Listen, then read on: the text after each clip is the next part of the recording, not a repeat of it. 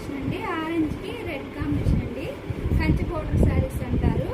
Two side వచ్చేసి border వస్తుంది, ఈ సైడ్ వచ్చేసి చిన్న బోర్డర్ వస్తుందండి, ఈ సైడ్ వచ్చేసరికి కంచి బోర్డర్ వస్తుందండి. శారీ మొత్తం బుట్ట ఉంటుందండి. శారీకి డిజైన్ అనేది మారుతుందండి.